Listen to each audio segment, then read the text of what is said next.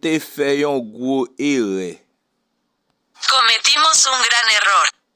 Nous te fait un gros erreur. Será una reunión privada. C'est pour aller en réunion privée. Será una reunión privada. C'est pour aller en réunion privée. ¿Por qué estás haciendo esto? Pour qui ça wap fait ça? ¿Por qué estás haciendo esto? Pour qui ça wap fait ça? Necesito decir la verdad. Moi besoin di vérité ya. Necesito decir la verdad. Moi besoin di vérité ya. Nací para hacer esto. Moi te fait pour me faire ça. Nací para hacer esto. Moi te fait pour me faire ça. ¿Qué moneda es esto? Qui l'argent ça y est? ¿Qué moneda es esto? Qui l'argent ça y est? ¿Tienes tiempo para esto? Est-ce que ou gen temps pour ça? ¿Tienes tiempo para esto? Est-ce que ou gen temps pour ça?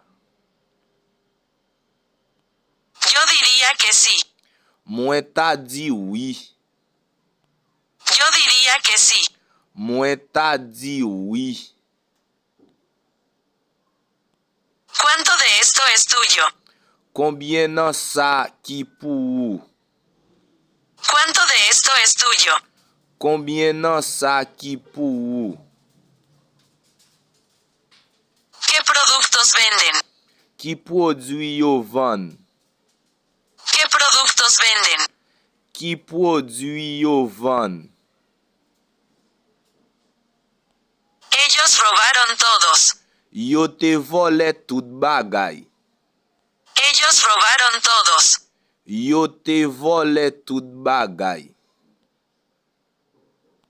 Recibí tu mensaje. Moi te recevoir message ou. Recibí tu mensaje. Moi te recevoir message ou. No hay nada malo aquí. Pa gen anyen mal isit la. No hay nada malo aquí. Pa gen anyen mal isit la. Él quiere hablar contigo. Li vle pale avec ou. Él quiere hablar contigo. Li vle pale avec ou. No puedo aceptarlo. Moi pa ka accepte li. No puedo aceptarlo. Moi pa ka accepte li. Él sabe lo que hace. Li konnen sa li fe. Él sabe lo que hace. Li konnen sa li fe. Esta es mi última visita.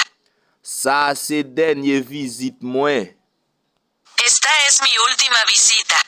Sa se denye vizit mwen. ¿Por qué no apagas la luz? Pou ki sa ou pa eten limye a? ¿Por qué no apagas la luz? Pou ki sa ou pa eten limye a? ¿Qué vamos a comer? Ki sa nou pral manje? ¿Qué vamos a comer? Ki sa nou pral manje? Tengo miedo a la oscuridad. Mwen pe fe noa. Tengo miedo a la oscuridad. Mwen pe fe noa. Ese chico es mi hermanito. Ti gason sa se ti fre mwen. Ese chico es mi hermanito. Ti gason sa se ti fre mwen. ¿Por qué llevas esas gafas? Pou ki sa ou mette linet sa yo? ¿Por qué llevas esas gafas? Pou ki sa ou mette linet sa yo?